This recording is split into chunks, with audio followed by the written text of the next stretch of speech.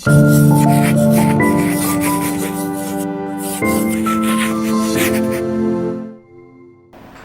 Students, अब हम अगले टॉपिक की ओर बढ़ते हैं, जो है राजस्थान के प्रमुख राजवंश व उनकी उपलब्धियां। तो इसमें हम बेसिकली प्राचीन काल से लेकर आधुनिक काल तक जो हमारे राजस्थान प्रदेश के अंदर जो महत्वपूर्ण राजवंश हुए हैं, जो इम्पोर्टेंट रूलिंग डायनेस्टीज़ हुई हैं, उनके बारे में पढ़ेंगे और उनके अंदर, उनके हिस्ट्री के अंदर क्या क्या इम्पोर्टेंट अचीवमेंट्स थे, उपलब्धियां थे, उनकी बातें करेंगे। तो सबसे हम पहले बात करेंगे जनपद काल की। अब आप लोगों में से जो थोड़ा बहुत हिस्ट्री से फेमिलियर होंगे वो आप जानते होंगे कि प्राचीन भारत के एक स्पेसिफिक कालखंड को जनपद काल कहा जाता है, जो मोटे मोटे तौर पर अगर देखा जाए तो 1000 वर्ष ईसा पूर्व से लेकर 300 ईसा पूर्व के समय में ये जो समय काल था ये फल फूल रहा था। और पूरे के पूरे भारत के अंदर उस समय छोटे छोटे जनपद या राज्यों से भी छोटी छोटी राजनीतिक इकाइयाँ उस समय अस्तित्व में थी। तो इसको जनपद काल कहा जाता है। यही जनपद आगे चलकर महाजनपद बने और बाद में महाजनपदों से बड़े बड़े राज्यों का और साम्राज्यों का उदय हुआ। तो हम अभी केवल फोकस कर रहे हैं 700 और 600 ईसा पूर्व, 700 या 600 बीसी के आसपास जनपद काल पर। और इसमें भी अब हम देखेंगे कि राजस्थान के कौन से इम्पोर्टेंट जनपद थे। तो यहाँ पर हम 5 जनपदों के बारे में देख रहे हैं। सबसे पहले हम बात करते हैं कुरु जनपद की। ये हमारे आज के अलवर के आसपास का क्षेत्र था, यानी कि मतलब वैसे तो कुरु जो जनपद था वो हरियाणा, दिल्ली, वेस्टर्न उत्तर प्रदेश और पूर्वी राजस्थान को अपने अंदर समाहित एक बहुत बड़ा जनपद था। मगर अगर हम केवल राजस्थान के संदर्भ में बात करें तो हमारा जो उत्तरी अलवर का आसपास का एरिया था वो इस कुरु जनपद के अंदर आता था। कुरु जनपद की राजधानी इंद्रप्रस्थ थी, जिसे आधुनिक दिल्ली से आइडेंटिफाई किया जाता है। तो ये एक बहुत ही महत्वपूर्ण जनपद था जिसकी सीमाएं राजस्थान के अंदर आती थी। फिर हम बात करते हैं नंबर 2 पर मत्स्य जनपद की। ये तो पूरा राजस्थान सेंट्रिक ही था, इसकी जो सीमाएं थी वो हमारे राजस्थान प्रदेश के अंदर ही फैली हुई थी। अलवर और वर्तमान के जयपुर का जो एक विशाल भूभाग था वो मत्स्य जनपद के अंदर आता था। प्राचीन काल के अंदर शेखावटी क्षेत्र को, यानी प्राचीन काल से मतलब है हम महाभारत काल की या रामायण काल की बात करें तो उस समय भी जो शेखावटी का क्षेत्र था वो मत्स्य जनपद के अंदर इंक्लूडेड था। फिर नंबर 3 पे हम बात करते हैं शूरसेन जनपद की। शूरसेन जनपद थोड़ा हमने अभी तक का जो भी एरिया डिस्कस किया है उससे हल्का सा दक्षिण में पड़ता था, यानी कि अलवर का दक्षिणी भाग, धौलपुर, भरतपुर और करौली, इन जिलों का जो भूभाग था वो शूरसेन जनपद में आता था। और जैसा कि कुरु जनपद में हमने देखा था तो शूरसेन जनपद भी थोड़ा उत्तर प्रदेश में भी फैला हुआ था और बाकी के प्रदेशों में भी फैला हुआ था और इसकी राजधानी मथुरा थी। तो शूरसेन जनपद का भी एक अच्छा खासा भाग राजस्थान के अंदर आता था। फिर हम बात करते हैं जांगल जनपद की। इसे जांगल देश भी कहा जाता है।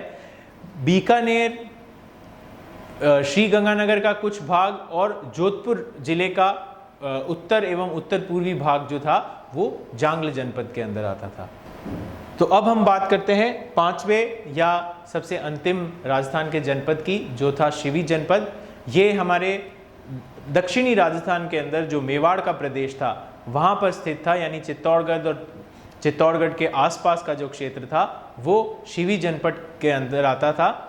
इसका प्राचीन नाम प्रागवाट या मेदपाट भी था और इनफैक्ट मेदपाट शब्द से ही मेवाड़ शब्द बना था। शिवी जनपद की राजधानी मध्यमिका थी। फिर हम बात करते हैं मौर्य काल की। तो मौर्य काल में भी राजस्थान के अंदर कई गतिविधियां हुई, राजस्थान के अंदर कई साम्राज्यिक गतिविधियां क्रियान्वित हुई। इन सब गतिविधियों का केंद्र बैराठ या विराटनगर था। अभी थोड़ी देर पहले जब हम चर्चा कर रहे थे प्रागैतिहासिक पुरातात्विक स्थलों की, तब भी हमने ये पॉइंट हमारे सामने देखा था। विराटनगर की जो खोज थी वो राय बहादुर दयानंद साहनी ने की थी। इसके अलावा इस स्थल पर सुंदर राजन, ए घोष, के एन दीक्षित जैसा आर्कियोलॉजिस्ट्स ने भी काम किया था। बैराठ के अंदर भाब्रू शिलालेख सबसे फेमस शिलालेख है जो हमें यहाँ से मिला है। इस शिलालेख को पाषाण फलक शिलालेख भी कहा जाता है। आगे हम बात करते हैं मौर्य काल से ही जुड़े हुए अन्य तथ्यों की। तो हम देखते हैं हमारे सामने कि अशोक का केवल एकमात्र अभिलेख जिसमें हमें 7 बौद्ध पुस्तकों का उल्लेख मिलता है तो वो भाब्रू अभिलेख है। वहीं अगर हम कुषाण काल की बात करें तो कुषाण काल के शिलालेखों से ये ज्ञात होता है कि 83 AD 83 ईस्वी सन से लेकर 119 ईस्वी सन तक राजस्थान का जो पूर्वी भाग था वो कुषाणों के अधीन था। फिर हम चलते हैं गुप्त काल के समय में। गुप्त काल के समय में सांभर के पास में एक जगह है जिसका नाम है नालियासर। ये जगह कुमारगुप्त जो एक काफी प्रतापी गुप्त शासक हुआ था, कुमारगुप्त प्रथम की रजत मुद्राएं हमें नालियासर गांव से मिली हैं, सांभर के पास में जो है। इससे ये पता चलता है कि गुप्त काल के समय यहाँ पर भी काफ़ी आर्थिक गतिविधियाँ हो रही थी और राजस्थान भी गुप्त साम्राज्य का एक बहुत ही अभिन्न और महत्वपूर्ण अंग था। फिर हम थोड़ा सा दक्षिण की ओर चलें तो जालोर के अंदर भीनमाल की बात करते हैं। ये एक पूर्व मध्यकाल और प्राचीन काल का एक बहुत ही महत्वपूर्ण शहर था। भीनमाल से हमें गुप्तकालीन भवन मिले हैं, कई अवशेष मिले हैं, जैसे एक द्विहत्ता यूनानी सुराही मिली है, एक यूनानी सुराही मिली है जिसमें 2 तरफ हत्थे लगे हुए हैं। प्लस हमें गुप्त काल के मंदिर भी यहाँ से मिलते हैं। तो हमको सीधा सीधा ये निष्कर्ष देखने को मिलता है कि भीनमाल गुप्त काल से ही एक बहुत ही महत्वपूर्ण नगर, एक बहुत ही महत्वपूर्ण रिहायशी इलाका था। गुप्त काल के बाद में हम हुणों के इतिहास की चर्चा करते हैं। जब गुप्त साम्राज्य का वर्चस्व कम हो रहा था तब भारत के उत्तर पश्चिमी एरिया से हुणों के कई आक्रमण हो रहे थे और ये हुण धीरे धीरे आकर भारत में ही बस गए थे। तो राजस्थान के कई इलाकों में इन हुण जातियों ने अपना डेरा या अपना वर्चस्व स्थापित किया था। इसके कई प्रमाण भी हमको मिलते हैं। मेवाड़ के प्रारंभिक राजा अल्लट का हमको एक ऐतिहासिक प्रमाण मिलता है जिसमें ये उल्लेख किया गया है कि अल्लट ने हुण राजकुमारी हरिया देवी के साथ विवाह किया था। इसके अलावा हुण राजवंश के एक बड़ा ही महान और प्रतापी शासक तोरमण की हमें ऐतिहासिक जानकारी से ये पता चलता है कि उसने राजस्थान को गुप्तों से छीनकर हुण साम्राज्य के अंदर मिला लिया था। वहीं अगर हम मिहिर कुल की बात करें जो तोरामन से भी ज़्यादा प्रतापी और यशस्वी हुण शासक हुआ था, तो उसने गुप्त शासक नरसिंह गुप्त को हराकर राजस्थान का एक बहुत बड़ा भूभाग उस हुणों के अधीन लाकर खड़ा कर दिया था। हुणों के पतन के बाद गुर्जरों ने राजस्थान में अपना राज्य स्थापित किया और इनकी राजधानी जालोर के अंदर भीनमाल थी। आप सब ने कवि माघ का नाम सुना होगा। ये राजस्थान के शान के रूप में देखे जाते हैं। पूर्व मध्यकाल के ये एक दैदीप्यमान सितारे हैं। कवि माघ का जो जन्म स्थल है वो भी जालोर के अंदर भीनमाल है। फिर हम वर्धन काल की अगर हम बात करें तो प्रभाकर वर्धन एक बड़ा ही नामचीन राजा हुआ था वर्धन राजवंश में। इसने गुर्जर प्रतिहार साम्राज्य को समाप्त करके दक्षिण व पश्चिमी राजस्थान पर अपना अधिकार स्थापित किया था। तो आप सीधा सीधा देख सकते हैं कि किस तरह वर्धन साम्राज्य ने भी राजस्थान के अंदर अपनी राजनीतिक सीमाओं का विस्तार किया। वहीं वर्धन साम्राज्य के सबसे फेमस रूलर, सबसे फेमस शासक हर्षवर्धन की अगर हम चर्चा करें तो इन्होंने भी राजस्थान के अंदर अपनी राजनीतिक सत्ता के वर्चस्व को बनाए रखा और काफ़ी उसको सुदृढ़ किया। जो बांसखेड़ा से प्राप्त ताम्रपत्र और अन्य शिलालेख हैं, उन सभी से हमको ये पता चलता है कि हर्षवर्धन वैष्णव धर्म को मानने वाले राजा थे। तो स्टूडेंट्स, अभी तक के सारे लेक्चर में हमने देखा कि किस तरीके से प्राचीन काल के अंदर राजस्थान के अंदर अलग अलग राजवंश क्या थे, उन्होंने किन किन जगहों पर अपने राजनीतिक वर्चस्व को स्थापित किया। अब हम आते हैं एक बड़े ही इंटरेस्टिंग टॉपिक पर जिसका टाइटल है राजपूत वंश। चलिए स्टूडेंट्स, अब हम अगले टॉपिक की ओर चलते हैं जो है राजपूत वंश। ये राजस्थान का ही नहीं बल्कि भारतीय इतिहास का पूर्व मध्यकाल के समय का एक बहुत ही इंटरेस्टिंग और इम्पॉर्टेंट टॉपिक है। फ्रेंड्स, 7वीं से 12वीं शताब्दी के अंदर न केवल राजस्थान के अंदर बल्कि पूरे उत्तर भारत के अंदर छोटे छोटे राजनीतिक राज्य बने थे, जिन्होंने यकायक अपनी संज्ञा राजपूतों से जोड़कर प्रस्तुत की। यानी कि 7वीं, 8वीं, 9वीं शताब्दी के अंदर गुजरात, बुंदेलखंड, राजस्थान, दिल्ली, आज का जो आधुनिक उत्तर प्रदेश है, इन सभी जगहों पर छोटे छोटे राज्य उत्पन्न हुए थे और यहाँ के जो राजवंश थे उन्होंने अपने आप को राजपूत कहना शुरू किया।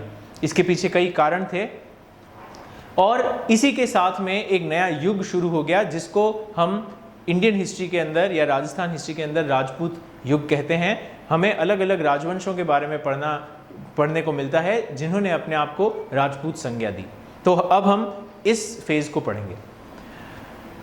राजपूत राजवंशों के डिटेल्ड इतिहास पर जाने से पहले एक हम फटाफट से सरसरी निगाह डाल लेते हैं एक इंपॉर्टेंट टॉपिक पर, जिसको कहते हैं राजपूतों का उदय। यानी कि अभी थोड़ी सी देर पहले मैंने जो मेरे वक्तव्य में एक जो बात आपको इशारा किया था कि ये जो यकायक संज्ञा उत्पन्न हो गई, ये जो एक यकायक नाम प्रचलन में आ गया राजपूत राजवंश, इसके पीछे क्या कारण थे, ये राजपूतों की उत्पत्ति, ये राजपूतों का जो शुरुआत है ये कहाँ से हुई थी। तो इसको लेकर अलग अलग इतिहासकारों ने, अलग अलग इतिहासविदों ने अलग अलग व्याख्याएं दी हैं, अलग अलग एक्सप्लेनेशंस दिए हैं, अलग अलग इंटरप्रिटेशंस दी हैं और इन सब इंटरप्रिटेशंस को हम पढ़ेंगे राजपूतों के उदय वाले टॉपिक में। तो सबसे पहला जो सिद्धांत है या इंटरप्रिटेशन दी हुई है वो है अग्निकुंड सिद्धांत। ये एक बड़ा ही सरल सा सिद्धांत था। कुछ इतिहासकारों का ये मानना था, एक किंवदंती या एक लोक गाथा मैन्युफैक्चर की गई, उसको जन्म दिया गया कि माउंट आबू के अंदर एक ऋषि वशिष्ठ ने एक पूज्य यज्ञ किया था और यज्ञ की इस बलि वेदी में से 4 प्रकार के राजपूत राजवंशों की उत्पत्ति हुई, चालुक्य, चौहान, प्रतिहार एवं परमार। तो इसको कहते हैं अग्निकुंड सिद्धांत। अब ये अग्निकुंड सिद्धांत किसने दिया था, मतलब इसका सबसे प्राचीन प्रमाण हमको कहाँ से मिलता है? चंद बरदई, जिसने पृथ्वीराज रासो लिखी थी, उसने अपने पृथ्वीराज रासो के अंदर इस अग्निकुंड सिद्धांत का हमको सबसे इम्पोर्टेंट जो था प्रमाण दिया था। फिर हम आगे आते हैं। कुछ इतिहासकार कहते हैं कि राजपूत, शक, कुषाण, हूण, सिथियंस, ये जो विदेशी जातियां थी जिन्होंने प्राचीन काल के अंदर पहली शताब्दी से लेकर चौथी 5वीं शताब्दी तक भारत के अंदर आक्रमण करके भारत को अपना घर बना लिया था, तो ऐसी विदेशी जातियों के संतान ही आगे चलकर राजपूती राजवंश बने। अब ये जो सिद्धांत था ये किसने दिया था, ये जो दूसरा वाला सिद्धांत है, तो हम देखते हैं कि हम देखते हैं कि ये जो सिद्धांत है ये इसको देने वाले इतिहासकार कौन थे। तो इसमें हम देखते हैं कि colonel James Tod Smith, doctor Ishwari Prasad, William Cook, D.R. Bhandarkar इत्यादि, इन सब ने राजपूतों को इन विदेशी शासकों या राजवंशों की संतान। हम तीसरी व्याख्या पर चलते हैं। तीसरी व्याख्या राजपूतों की उत्पत्ति से लेकर यह है कि राजपूत ब्राह्मण जो जाति थे वहीं से उत्पन्न हुए हैं। कुछ इतिहासकारों का मानना है कि जो शुरुआती संस्थापक थे इन नए राजपूत राजवंशों के, वे मूलतः ब्राह्मण थे। अब ये सिद्धांत किन इतिहासकारों ने दिया है? Doctor D.R. भंडारकर और गोपीनाथ शर्मा ने। फिर हम चलते हैं तीसरे एक्सप्लेनेशन या तीसरे व्याख्या पर, जो कहता है कि भाई 7वीं, 8वीं, 9वीं शताब्दी, वो टाइम पीरियड जब राजपूत वापस एक नए प्रचलन में आ रहे थे, वहीं उस समय के राजवंश अपने आप को राजपूत कह रहे थे, उस समय कुछ ऐसी सामाजिक और आर्थिक गतिविधियां चल रही थी जिनकी वजह से ये एक नए राजवंश हमारे सामने उपस्थित हुए। अब ये जो सिद्धांत है ये किसने दिया था? ये B.D. चट्टोपाध्याय, जो एक बहुत ही फेमस और बड़े सम्मानित इतिहासकार हैं भारत के, उन्होंने दिया था। फिर हम चलते हैं 5वें एक्सप्लेनेशन पर जो राजपूतों के उदय से जुड़ा हुआ है, और वो है कि राजपूतों के अंदर कुछ राजवंश कुषाण शासकों, जो यूची कबीले के लोग थे और यूची जातियों के जो शासक थे, उनकी संतानें हैं। और ये जो सिद्धांत था ये अलेक्जेंडर कनिंघम, जो भारत के महान पुरातत्वविद थे, उन्होंने ये 5वां एक्सप्लेनेशन दिया था। छठा एक्सप्लेनेशन जो है वो ये कहता है कि राजपूत प्राचीन क्षत्रियों की संतानें हैं, यानी कि जो वैदिक क्षत्रिय हैं उन्हीं का एक कंटिन्यूएशन हमको देखने को मिलता है, उन्हीं का एक हमको एक अनवरत लेगेसी देखने को मिलती है जिससे राजपूत राजवंशों का उदय हुआ। ये व्याख्या देने वाले इतिहासकार कौन कौन थे? CV वैद्य और GH ओझा, यानी कि पंडित गौरीशंकर हीराचंद ओझा, जिन्होंने राजस्थान के अंदर बहुत महत्वपूर्ण इतिहास के अंदर योगदान दिया था। फिर हम आते हैं, जो अगला वाला आपका एक्सप्लेनेशन है कि सूर्यवंशी एवं चंद्रवंशीय जो शासक वर्ग थे, जिनका भी भारत के प्राचीन काल से अनवरत शासन चला आ रहा था, उनमें से भी कुछ लोगों ने राजपूत जातियों के राजवंशों को बनाया। ये जो एक्सप्लेनेशन है ये हमें नयनचंद सूरी के हमीर काव्य से मिलता है, डॉक्टर दशरथ शर्मा की किताब से हमको मिलता है। डॉक्टर दशरथ शर्मा जोधपुर यूनिवर्सिटी में पढ़ाने वाले एक बहुत मान और बहुत ही एक ग्रेट हिस्टोरियन थे राजस्थान के। आज भी हम राजस्थान के हिस्टोरियंस डॉक्टर दशरथ शर्मा की किताबों को पढ़ते हैं, तो उनका ये कथन था कि जो प्राचीन सूर्यवंशी एवं चंद्रवंशीय शासक वर्ग थे, उन्हीं से राजपूतों की उत्पत्ति हुई। फिर जो सेकंड लास्ट एक्सप्लेनेशन है वो ये कहता है कि जो प्राचीन आदिम जातियां थी, जैसे गोंड, खरवार, भर, भील इत्यादि, इन आदिम जातियों में से जो शासक वर्ग था उनमें से राजपूतों की उत्पत्ति हुई। और ये व्याख्या किसने दी थी? स्मिथ ने। और हम लास्ट पॉइंट पर आते हैं। एक इतिहासकारों का गुट ये कहता है कि जो नए राजपूत राजवंश उत्पन्न हुए पूर्व मध्यकाल में, और जो कालांतर में पूर्व मध्यकाल से लेकर और मध्यकाल के अंत तक नई नई राजपूत जातियां, शासक जातियां जो हमारे समाज में आई, वो बेसिकली अलग अलग जातियों की, विभिन्न जातियों का एक सम्मिश्रण था। और ये एक्सप्लेनेशन किसने दिया था? ये दिया था विशुद्धानंद पाठक ने। तो ये सारी व्याख्याएं और ये सारे पॉइंट्स आप पढ़ते हैं जब आप राजपूतों की उत्पत्ति की बात करते हैं।